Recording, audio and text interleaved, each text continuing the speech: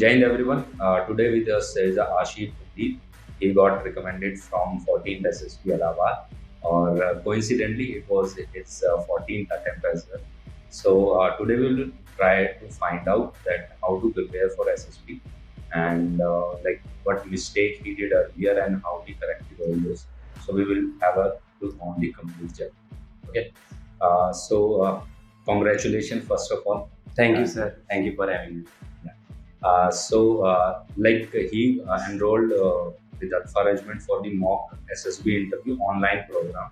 So we only helped me in the psychology, right? But we will try to cover the interview and the GDO part as well, right? So आशीष थोड़ा सा अपने बारे में बताइए like when the thinking about the armed forces started and how you kickstart your preparation for the armed forces. Okay, मैं अपने बारे में थोड़ा बताना चाहूँगा पहले। मेरा नाम आशीष पुंडीर है और मैं सहारनपुर से बिलोंग करता हूँ। मेरे फादर एयरफोर्स में सर्व किए हैं और अभी फ़िलहाल वो रिटायर हो चुके हैं।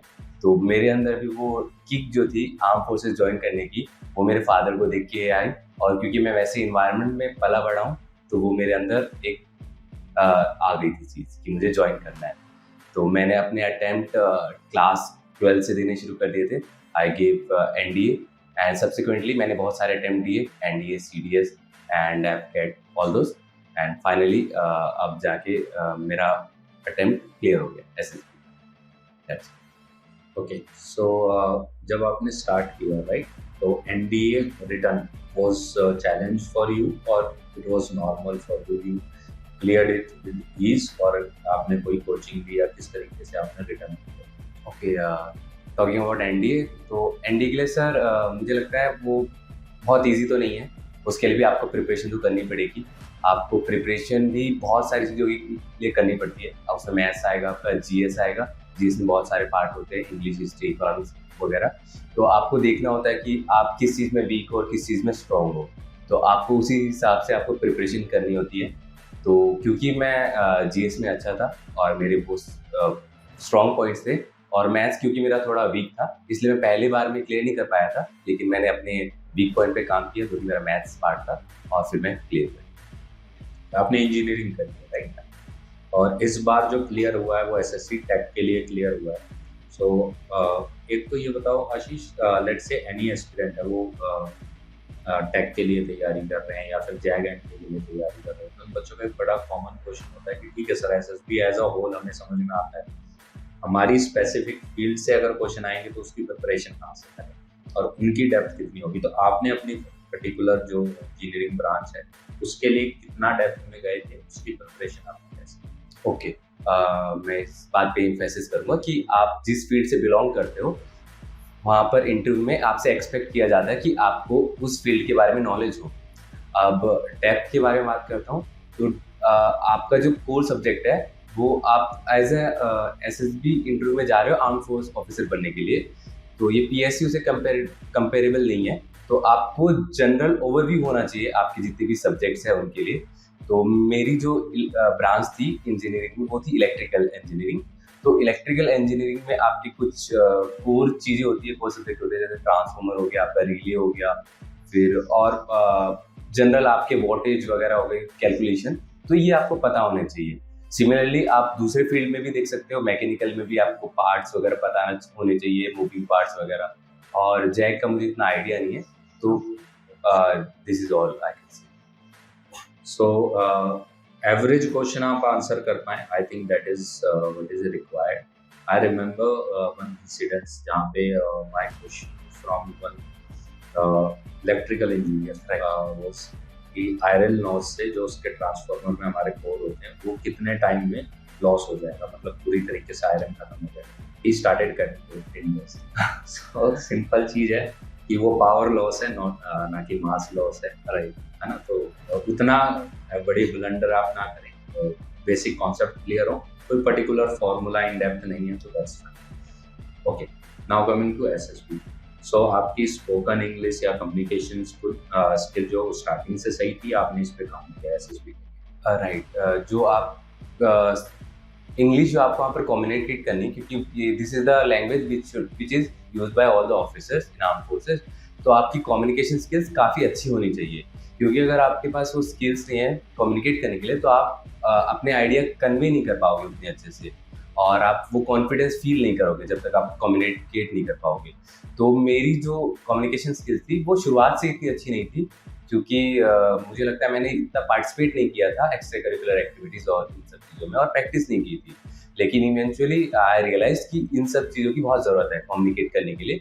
तो मैंने कोशिश की कि मैं रेगुलरली प्रैक्टिस करूं, और मैंने बहुत सारी नॉलेज भी गेन की पढ़ते पढ़ते, और उन्हीं को यूज़ किया बोल के in front of the mirror, तो मेरी कम्युनिकेशन स्किल्स भी अच्छी इंप्रूव हो गई। Now coming to the current affair part, जहाँ पे बहुत सारे बच्चे लैग करते हैं, इंटरनेशनल रिलेशंस और मिलिट्री अवेयरनेस। ये तीन ऐसे टॉपिक है आई फाइंड कि बहुत कॉमन है, एक्सपेक्ट किए जाते हैं स्टूडेंट से, but somewhere they lag sometime. तो इनकी तीनों की प्रिपरेशन कहाँ से करें और कितनी डेप्थ में करें? ओके, फर्स्ट ऑफ ऑल मैं करंट अफेयर के बारे में बताना चाहूँगा। करंट अफेयर अगर आप रिटर्न एंट्री के लिए जा रहे हो, तो कोई भी रिटर्न एंट्री है, आप CDS ले लो, एफकेट ले लो, या फिर सिमिलर एंट्रीज ले लो, तो उनके लिए आपको करंट अफेयर तो पढ़ना ही पड़ता है, क्योंकि उसके बिना आपका रिटर्न क्लियर नहीं होगा। लेकिन इन एडिशन अगर आप रेगुलरली पढ़ रहे हो करंट अफेयर, तो वो आपको एक एडिशनल एडवांटेज देता है जब आप इंटरव्यू के लिए प्रिपेयर करते हो, या फिर in general life as well. आपको एक एडवांटेज होता है कि आपको इन चीज़ों के बारे में पता है, और वो एक आप इंटरव्यूइंग ऑफिसर को एक पर्सपेक्टिव मिलता है कि इस कैंडिडेट को इस डोमेन में थोड़ी नॉलेज है, तो ये एडिशनल एफर्ट्स लगा के आया है। तो उसके लिए करंट अफेयर होना ज़रूरी है, और सिमिलरली सेल्फ अवेयरनेस भी बहुत ज़रूरी है कि आपको पता होना चाहिए कि आसपास क्या चल रहा है, कौन आपके रिप्रेजेंटेटिव है, और कुछ प्रोग्राम हो रहा है, बड़ा प्रोग्राम हो रहा है आसपास, तो ये सब चीज़ों के बारे में जानकारी होनी चाहिए। और मैंने प्रिपरेशन के लिए, मैं बता दूं, मैंने प्रिपरेशन के लिए कुछ ऑनलाइन वेबसाइट्स हैं जो यूज़ कर सकते हो, और आप नहीं तो यूट्यूब पे भी आपको बहुत सारी ऐसी वीडियोस मिल जाएगी जिनमें आपको शॉर्ट्स में वो आपको नॉलेज दे देते हैं। और इसके अलावा आप अगर इंस्टाग्राम चला रहे हो, तो इंस्टाग्राम में भी काफ़ी पेजेस है जहाँ पर आप फॉलो कर सकते हो और न्यूज़ गेन कर सकते हो। तो वो वेबसाइट या फिर अगर आपका अकाउंट नेम याद हो, आप आपका ये एक तो अल्फा रेजिमेंट में भी मैंने देखा है, वहाँ पर भी आप न्यूज़ प्रोवाइड करते हो। इसके अलावा अगर एक इन शॉर्ट्स करके एप्लीकेशन है, फिर उसके बाद विकीपीडिया तो है ही, विकीपीडिया पे आप इन डेप्थ में कितनी नॉलेज ले सकते हो। फिर उसके बाद जागरण जोश है, जिस पे आपको करंट अफेयर इजीली मिल जाता है। Now coming to your experience, इस बार आपका इंटरव्यू कैसा था? कुछ यूनिक पॉइंट जो आपको लगा होगी, कुछ यूनिक क्वेश्चन उन्होंने पूछा होगा? ओके, तो talking about my interview, this time मेरा जो इंटरव्यू था वो काफ़ी शॉर्ट था, और मैं एक्सपेक्ट करता था हर बारी कि CIQ से शुरुआत करते हैं इंटरव्यूइंग ऑफिसर, जबकि इस बार जो CIQ था वो बहुत ही शॉर्ट था। उसमें 4-5 क्वेश्चन थे, और वो भी रिलेटेड थे मेरे वर्क से, क्योंकि मैं अभी करंटली वर्किंग प्रोफेशनल हूँ, तो मेरे वर्क से रिलेटेड थे 4 क्वेश्चन, और फैमिली एंड मेरे ग्रैंड पेरेंट्स। तो ये यूनिक था इस बार, ग्रैंड पेरेंट्स वाला पॉइंट उन्होंने पूछा था, ये पिछले किसी इंटरव्यू में से नहीं पूछा गया है। और इसके अलावा यूनिक था कि बहुत शॉर्ट था मेरा, और कुछ टेक्निकल और GK पे एम्फेसिस ही नहीं किया है। तो this is all about my interview. Okay, I have seen multiple example, क्योंकि जैसे जो रिपीटर्स होते हैं, IO को भी अच्छे से आइडिया है कि ये जो अपने CIQ क्वेश्चन है उनको अच्छे से प्रिपेयर करके आ रखे हैं, तो या तो वो उनसे पूछते नहीं है, अगर उन्होंने पूछा भी है तो उसमें थोड़ा सा चेंजेस कर देते हैं, जस्ट टू चेक कि आप 100% उस मोमेंट में वो क्वेश्चन को अच्छे से सुन रहे हो या नहीं सुन रहे हो। फॉर एग्जाम्पल, जनरली अगर आप किसी भी बुक को रेफर करोगे या कोई भी वेबसाइट ब्लॉग को रेफर करोगे, यू विल फाइंड कि वहाँ पे मेंशन होता है कि लेट्स से अपने फेवरेट टीचर या टीचर जिनको आप आपको अच्छे नहीं लगते उनके बारे में बताओ। सो उसके लिए बच्चा प्रिपेयर्ड होता है। वहाँ पे उन्होंने लेट्स से क्वेश्चन पूछ लिया कि tell us about your preferences of the teacher, right? So totally opposite angle है, बट क्वेश्चन हो गया, पर बच्चे उसी तरह से आंसर करते हैं जैसे उन्होंने ऑलरेडी प्रिपेयर कर रखा है। तो ये गलती नहीं करनी, फर्स्ट थिंग। सेकेंड थिंग, जब हम फैमिली के बारे में बताते हैं, मोस्ट ऑफ द कैंडिडेट क्या करते हैं, ग्रैंड पेरेंट को भूल जाते हैं, वो उनको पार्ट नहीं बताते हैं, but we should tell about our grand parent as well, that tells about our values, कि हमारी फैमिली के अंदर क्या कल्चर है, क्या वैल्यूज है, because the culture we have at home we will take that to the our professional area as well. So we have to answer related to our grandparent as well. Okay. Psychology के लिए आपने इस बार specifically अलग क्या किया, या फिर जो प्रीवियस 3 अटेम्प्ट थे उनसे अलग इस बार जीटीओ में भी, साइकोलॉजी में भी और इंटरव्यू में आपने प्रिपरेशन में अलग क्या किया, या एसएसबी के दौरान क्या अलग किया, क्या आप रिकमेंड हो पाए इस बार? मैं प्रिपरेशन के बारे में शुरुआत करता हूँ। तो प्रिपरेशन तो ऐसा नहीं है कि मैंने इस बार ही की है, प्रिपरेशन मैं काफ़ी टाइम से कर रहा हूँ। लेकिन जो पिछले 2 अटेम्प्ट से मैं बताना चाहूँगा, जब मैंने आपसे गाइडेंस ली थी, उसके बाद मैंने कोशिश किया है जो भी मैं लिख रहा हूँ, जो भी मैं प्रैक्टिस कर रहा हूँ, उसको मैं रेगुलरली इवैल्यूएट करते रहा हूँ। तो इवैल्यूएशन में मैंने एक चीज़ पे ध्यान दिया है, काफ़ी ध्यान दिया है कि मैं जो लिख रहा हूँ वो मेरे आइडिया अच्छे से कन्वे कर पाए, जो भी चेक करेगा और जो सामने इवैल्यूएट करेगा। और दूसरी चीज़ थी, मैं जो प्रिपरेशन कर रहा था वो स्मॉल चंक्स में कर रहा था। ऐसा नहीं कि एक बार बैठा हूँ तो पूरा लगातार ही करते जा रहा हूँ प्रिपरेशन। मैं रोज़ थोड़ा-थोड़ा टाइम डिवोट करता था कि इतना टाइम मेरे पास अवेलेबल है और मैं ये डिवोट करूँगा let's say for TAT preparation और एसआरटी और वेट। तो उनके लिए मैं थोड़ा-थोड़ा प्रिपरेशन करता था और रेगुलरली कंसिस्टेंटली मैं उनको टाइम देता था। तो ये मेरी साइक की प्रिपरेशन थी। और कुछ जो डाउट थे वो मैंने ये गाइडेंस में क्लियर कर लिए थे, तो वो मेरे को हेल्पफुल थे। और इंटरव्यू के लिए मैं बताना चाहूँगा, इंटरव्यू के लिए मैंने इस बार बहुत ज़्यादा प्रिपरेशन नहीं की। मैंने, क्योंकि क्वेश्चंस ऑलमोस्ट सेम ही होते हैं हर बार, हम जाते हैं और इंटरव्यू में क्वेश्चन सेम होते हैं, बस आंसर वेरी करते हैं। तो आंसर्स के लिए जितनी मेरे को नॉलेज चाहिए थी वो मैंने पहले से प्रिपेयर कर रखी थी। और मैंने एक लैपटॉप पे वर्ड डॉक्यूमेंट बनाया और उसमें जो मेरे थॉट्स थे, रॉ थॉट्स थे, उनको लिख के रखा था, तो ताकि मेरे को आइडिया हो जाए कि क्या मैं बोलना चाहता हूँ, क्या मेरे पास अवेलेबल आइडियाज़ है। और जीटीओ के लिए तो मुझे लगता है जीटीओ तो आप इतना प्रैक्टिस कर नहीं सकते हो क्योंकि आपके पास आउटडोर फैसिलिटी नहीं होती है। तो उसके लिए मैंने बस फिजिकल फिटनेस पे ध्यान दिया है, मैं रेगुलरली एक्सरसाइज करता हूँ। ओके।